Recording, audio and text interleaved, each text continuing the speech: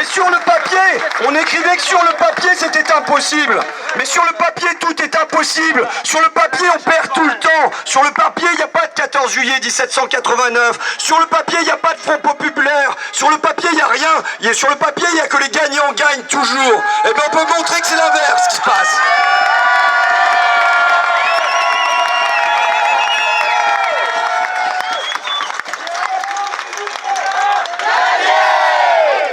Maintenant, moi vous savez, vous m'avez vu soucieux ce soir, parce que à la limite, on a fait une partie du boulot. On a gagné une bataille, on n'a pas gagné la guerre. D'accord? Et l'essentiel du travail, il est devant nous. Et moi, je sais que c'est une phrase qu'on entend partout et que ça paraît comme un élément de langage, mais ce soir, je mesure la responsabilité qui est la mienne. Ouais, Sandek.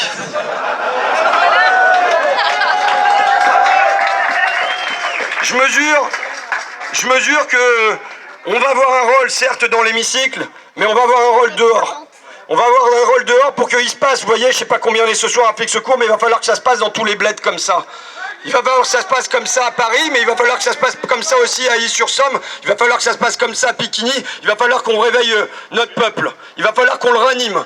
Et parce que le rapport de force à l'Assemblée ne va pas être pour nous. Donc de toute façon, c'est les gens contre l'argent. Et les gens, il va falloir les sortir de chez eux. On a réussi à les sortir un peu pour aller aux urnes. Je dis bien un peu. Certes, on a changé la donne entre le premier et le deuxième tour. Hein.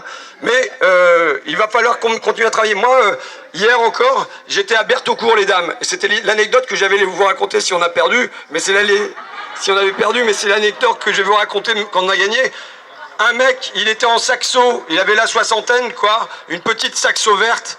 Et le mec, il me dit, non mais de toute façon, vous êtes tous pareils. Mais je dis, oui mais il faut quand même se battre, on peut pas baisser les bras. Il me dit, mais nous on s'est battu chez Whirlpool, on s'est battu et ainsi de suite. Et puis, de toute façon, ça va rien changer. Je pense que porte après porte, rue après rue, ce discours, vous l'avez entendu là, pendant des semaines.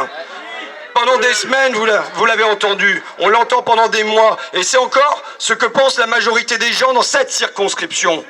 Donc ça veut dire que notre responsabilité, c'est de faire changer ça demain.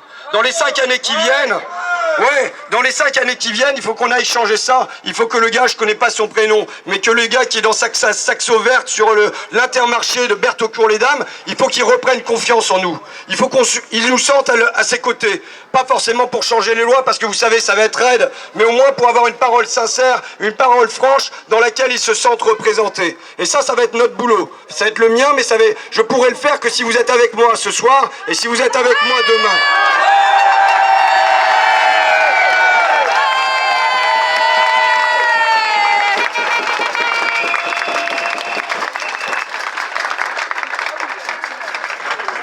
Maintenant, on a rempli un double challenge, un double défi qu'on a rempli. Le défi du premier tour, c'était de montrer que ici, à Flix-Secours, mais dans toute la première circonscription, il y avait une autre voie, un autre chemin pour la colère et pour l'espoir que le Front National.